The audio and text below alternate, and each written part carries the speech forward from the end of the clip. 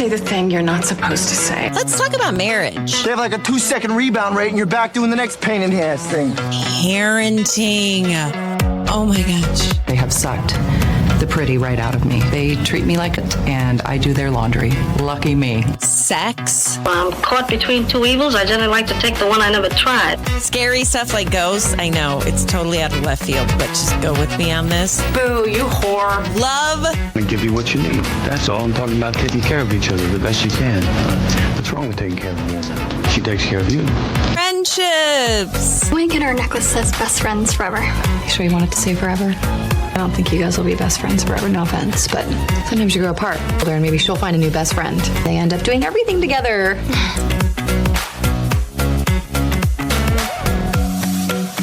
Buddy. Hello.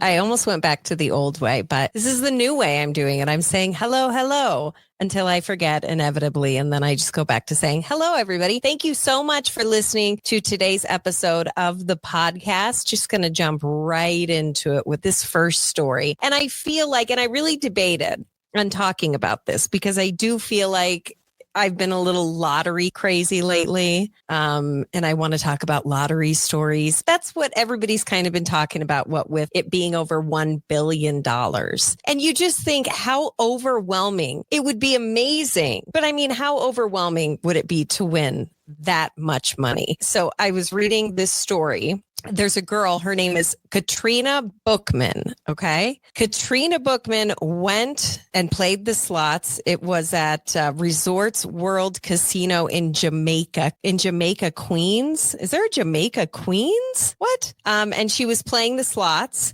and she won. Yes. She won $42,949,672. Okay. So almost $43 million. So that's pretty exciting, right? Yes. Katrina was incredibly excited. She even took a selfie right next to the screen on the slot machine that says, "You're a winner." And then it says, $42,949,672. And this is just the bullshitty part of it. And this has to be a record for worst thing to happen to a person, because management came out and got her and she was like, "Great, we're going to set up how I'm going to get my $42 million. And they said, you know what? The slot machine malfunctioned. There was a glitch. Doesn't matter. Oh, just wait. So instead of winning almost $43 million, the casino employee informed her that she won $2.25. That's how much it should have been, but there was a glitch in the system. I don't care if there's a glitch in the system. It came out. Well, okay. So I totally agree. Because then you could just be like, well, there's a glitch in the system every time. This is more of a slap in the face. I'm not done yet. The New York State Gaming Commission confirmed that Katrina Bookman's machine had in fact malfunctioned. And so the casino offered her a steak dinner free. A free steak dinner. And this poor woman, she filed a lawsuit, which hell yes, I would too. And she said that the bells went off, the noises, the lights. There was a message on the screen, which she took a selfie with it. So she has that as proof. And she says the subsequent disappointment left her anxious and depressed. Well, no shit. Yep. If you go from winning $43 million to a rubbery casino steak dinner and $2.25, that would make anybody just incredibly depressed. But I'm not done yet. Oh, it's still going, brother. So she filed with the Queens County Supreme Court, and she's suing not only the Sphinx slot machines, but she's suing the casino as well. A spokesperson for Resorts World, which is again the casino that she was playing where she won, said that obviously, this is what's crazy to me. The machine had suffered an obvious malfunction. It's like obvious. So you would be that shocked I guess you'd be shocked if someone win. The New York State Gaming Commission said Bookman's machine had malfunctioned. She only was supposed to get $2.25. Unfortunately, Katrina got boned again in life because after delays in her case, a judge at Queens County Supreme Court eventually ruled in favor of the defendants. Because the reality is the machine malfunctioned and the machine did display the following warning message to all players. Okay. So when you play the slots, this will pop up and it just is a message that says malfunctions, void all pays and plays. And because they did that disclaimer, Katrina is not getting $43 million. What was the malfunction? They won't say. They said there was a glitch in the system and they don't have that money to pay out. That's the thing, is they don't have the money to pay out. And so, but yeah, she didn't win in the end. I've learned one thing by watching Ocean's 11. Right. It is by law, at least in Nevada, maybe not New York, you are required to have money on premises Oh, for really? every single bet that night. Okay. So, Thank you, George Clooney and Brad Pitt, for educating me on that. okay. But listen, I don't know much about this, but this is also not Las Vegas, a big casino. This sounds like kind of a smaller Indian casino in the middle of Queens. And I don't know. Maybe they do have to have the money on hand, but they weren't giving it to her. That's for damn sure. And I don't know. I feel like by the statement that they let out, it's just kind of, it's another slap in the face. There was an obvious malfunction. Well, yeah, no shit, Sherlock. I mean, this poor woman, could you imagine the emotions you would go through? This would depress me. Yeah. If I won that money, your whole mindset would flip and you'd be like, my family's taken care of. Mm-hmm. I don't have to work anymore. I could travel the world if I want to. She was probably thinking of things she's going to pay off and what she's going to do. And then to be told, it's a malfunction and there's nothing she can do about it. Katrina got boned. Just like a few days ago, we talked about the Publishers Clearinghouse guy. Oh, yeah. John something. He won $5,000 a week for life. And they went out of business, Publishers Clearinghouse, and they just cut off his payments. Yeah. Yikes. It kind of makes you think, should I play the lottery? Also, I shouldn't play the lottery. No, there's a 1 in 292 million chance here. I know, but I was going to say, look at Katrina, but disclaimer. That's no good. Sorry. That's crazy that they just have to put like a little at the bottom of the screen. Mm-hmm. Malfunctions, because who thinks about that? You know what I mean? But again, I'd want some more information on what the malfunction was. Yeah. Because you could just be like, sorry, every win's a malfunction. Yeah. And that's what I think is so crazy about it. And she thought she would go to court. And I think she has every right to be pissed for them to give her or offer her $2.25 and a steak dinner is just, it's gutting. Listen, I have never been $42 million rich and then I'll have it all taken away. Right. But I have had some moments where I'm like, you lied and I want my money back. Mm-hmm, right? Mm-hmm. Have we told the story about this last year's spring break and the VRBO thing that we did? Oh, yeah. I don't want to sound pompous, though. Oh, it's not pompous. Okay. It's just, so you have a Tesla. Yeah. Right? So an electric car, I have a truck. We needed to drive separately for reasons. Because I had a meeting and we were going up in we were going up to, we were basically a 2.5 hour trip, right? Mm-hmm. Up into the mountains. To Vail. And you really don't remember where we went, do you? Where did we go? God bless you. It's not important. Where were we at? It's not important, but we didn't go to Vail, babe. Well, now I want to know, where did we go? Winter Park? Okay. Well, I always think those towns are all the same. They're not. Winter Park, Vail, Not at all the same. Aspen, Nope. Steamboat, whatever. Fucking Continue Nope, on with absolutely. your story. God bless you. You and your passenger princess lifestyle. Oh, shut up. I don't get it. But anyways, we had to drive separately and we had family in town. So there's like 10 of us all together. Mm-hmm. And we specifically got a large enough VRBO, so 5 bedrooms. I mean, it was a beautiful house. It was beautiful, right? Yeah. But we had to get a big enough one and we needed one with an electric charger. So those are the stipulations that we needed, right? Which a lot of VRBOs are starting to put those in. Right, but not in Winter Park. There's Mhm. not many. And that, yeah. So we found one Mm-hmm. and it said in the description, fast electric charger, universal electric charger for electric vehicle on site. Yeah. Like on the property. Right. So we're like, perfect, let's get it. Cut 2, we're up there. We get there, we're looking around for it. Yeah. We can't find one. And we're like, maybe, I don't know, there's an attachment or whatever. Turns out there's not one. Yeah, they done And messed you up a are little. low on Yeah, your, I was never going to make it back down the mountain and it was snowy. And Yeah. I was like, oh, shoot. Yeah, it's snowing in the mountains and you're like, you got like 50 miles left. Yeah, there's no way I would make it. Long story short, you look around for some electric chargers around town. One's broken, one you can't get into. One's only a trickle charger that will take you overnight, like a long, long, long, long time to do. And so we hit up the property management company. And we're like, hey, listen. And let me just break in for a sec. Yeah. We are not complaining mean people. No. We are very much like, it's fine. You know what? It was an accident. But so no. I just want to preface this story by saying it's not like we called and we were like, you listened to No. us. There was a lot of things where we're like, okay, yeah, whatever. No big deal. Right. But this one's like, hey, you guys in the description said there's an electric vehicle charger and we don't see one. Do you have one here? What's going on? They sent out a property manager. Mm-hmm. They're looking all around for it. They're like, no, there's definitely not one here. And he pulls up the description of the VRBO. I pull up the description of VRBO and he goes, yeah, it absolutely says there's one here. Yeah. 100%. That was rough. I thought I was moving to Aspen. God bless you. And I so knew it just to bother you. you are scurrying around town thinking your car's going to die at any moment. And you finally found a trickle charger that you'll leave it in a parking garage like for 2 days.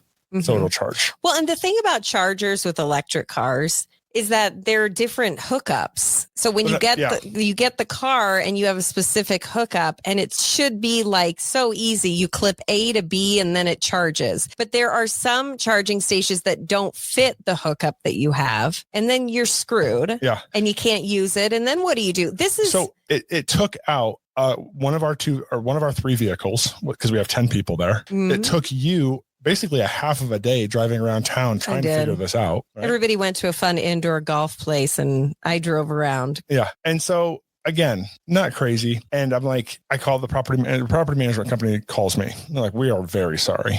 Obviously. Right. Obviously it says it's in there. And, we'd like to take care of you. This is a 5-bedroom VRBO in Winter Park. So we definitely spent a decent amount of money getting it. Mm-hmm. And they're like, we would like to offer you $15 off your stay. And I'm like, huh? We got to push this car down the hill and hope we the momentum literally don't know takes how. over. Like, we don't know if the car's going to charge. Like, and you guys said this, and they goes, yes, it obviously is in the description. I said, that's why I booked this house. Yeah, because it has an electric charger for our electric car. Again, being incredibly nice, like this sucks so bad. Yeah, but what are we going to do? And they're like, yeah, we'll give you $15. Yeah, and just figure this out. So I did drive around. And it's not a big town. And I luckily found one. It was in a dank ass parking garage. And I just sat there while it charged. Again, like cry me a river, play the violin. No, I know it's not bad. Like, but my point is, like, it's not $42 million loss, but it's those moments where I'm like, you're wrong. Yeah. You know that you're wrong. And I'm calling you out on it. And you're going to give me $2 in a steak dinner, or you're going to give me, we just spent a decent amount of money, like, multiple thousands of dollars on this place. And you're saying we'll give you $15. $15. You're welcome. Cut to, it makes me fired up even more. Oh, geez. One of our other friends, they went to Florida and did a VRBO, and they had something go wrong that was somewhat similar. They gave him half off. Shut up. Half off. Half off. That would have been cool. Yeah. But I'm like, really? $15? It's like a slap in the face. It really is. It's like, what were the owners thinking to be like, give them $15? Do you know what back. they did? Like, while we were staying there, they changed the listing. They wouldn't change the listing. Yeah. Which is good. They rightfully should, they should. I know, but like, they know that they know they're wrong. I know. Like, and that's a big part. wrong. It's not like you said there were jets in the jacuzzi tub and there aren't. It's like I don't know how the hell I'm going to get home. It's like literally we bought this because there's a charger here and now there's not. Sorry. It was crazy, but we made it home. I mean, we made it work. Just like the Pioneer days, we gritted down. You were playing indoor golf and I was sitting in the Tesla watching TV because it has a TV for charging. Again, yes, I understand it's a first world problem. That's not my point. My point is I hate when companies know they're wrong. It's the injustice. And they're trying to get out of it. Yeah. Right. That's the part I don't like. Listen to a little bit, not to go back, but the original story with Katrina Bookman. Here's just a little bit of what Katrina had to say. I thought it was my lucky day. Anytime machine hits a lot of money, y'all going to claim that it's broke. Not even imagine how you would get over that. That would be so traumatic. And I don't throw the word trauma around a lot, but that would be traumatic to go from that high of a high to that low of a low. And I think that's so not fair. We should start a GoFundMe for Katrina. I would donate to it. I mean, even if she did have a GoFundMe, it's not going to make as much money as that $45 million or $43 million. Okay, I'm going to segue now to a relationship that's really adorable. I think Dierks Bentley, I've met him a couple of times through when I was on the radio, and he's a sweet guy. He's just a really nice guy. I once asked him, trying to remember the question, it was something like, what's your biggest fear when you're on stage performing? I said, do you ever get hit with the shit? Meaning, do you ever get random onset diarrhea where you're fine and we've all been there, and then it hits you so damn hard and you're like, I'm not going to make it. What do you do if you're a musician and you're in the middle of a set and you get hit with the shit? This is a nightmare. So I asked him about it. I'm like, does that ever happen to you? You ever get rando diarrhea? And he said, no. That hasn't happened to me. But he says, every time I walk out on stage and I'm playing or I'm singing, I have this incredible fear that my pants are wet, meaning from pee droplets. He said, when you're up on stage, and this makes sense, people are down lower, so they're looking at your crotchal area if they're really up close. You got any pee stains? Everyone's going to see it. And so anyway, he said that was his greatest concert fear. But that's not the point of why I brought this up. Dierks Bentley and his wife of 19 years, her name is Cassidy. They sleep in 2 different beds, in 2 different rooms. And they say it works great for them. They said, quote, or he said, quote, I decided to separate church and state. Yeah, they sleep in different bedrooms. Do you think that this is a slippery slope? Yes. Why?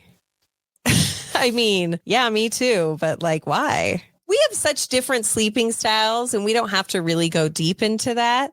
But we are very different when it comes to sleeping and the environment that we're in. I'm not going to lie. I have no idea what we're talking about. Were you not paying attention to any of what I just said?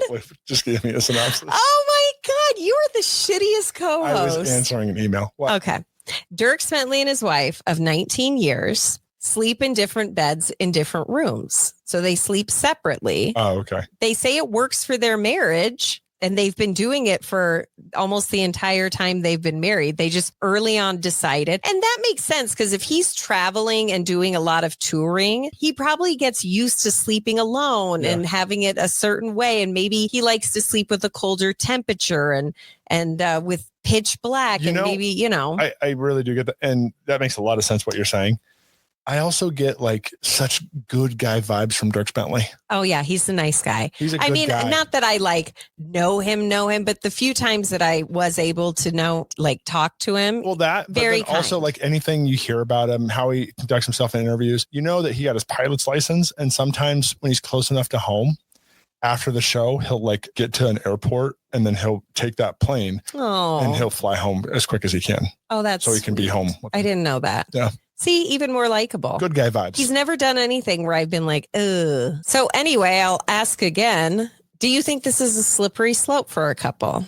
No, especially given, like you said, he's on the tour. He's on the road. Call it 60 nights a year. He's out. I mean, that's got to be hard. That's got to be hard. And I've seen this in a few pieces that it's becoming more of a thing. Mm-hmm. Separate bedrooms, separate bathrooms. Yeah.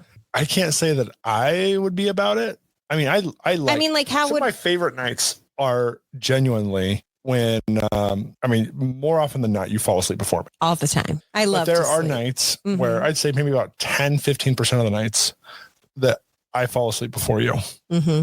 And we'll be watching a movie or watching a show. And I'll flick his face. It fucking hurts so bad. But other than flicking my face, I'll fall asleep holding your hand, and I'll wake up and oh wow, I just was holding her hand, but now it's morning. I like that. That's really sweet. Not really a big thing for me is the spooning. Yeah, I don't like that. I radiate. Yeah. I think women are more like me. More often than not, they just need space. And it's nice for maybe 2 minutes. And then I start thinking, get off of me. Yeah. I think it's a slippery slope, but I also think that you kind of got to do what works for your relationship, what works for your marriage, and sleeping in separate beds. What if I came to you today and I said, let's sleep in separate environments? You don't like a fan. I love a fan. You don't like, I will very often read in bed before bed and then sleep with the light on all night. That does not bother me in the least. That would make you crazy. No, what makes me crazy? I mean, yeah, I'll just turn off the light. It's fine. I'll come upstairs and you have 3 candles burning while you're asleep. I'm like, what are you doing? This is the most dangerous thing you could possibly do. Yeah, but you know what? And this doesn't make it right, but I know that you're there and you do a sweep of the house to lock everything and make sure all the candles are out. You know what I'm genuinely concerned about? What's going to happen if you die?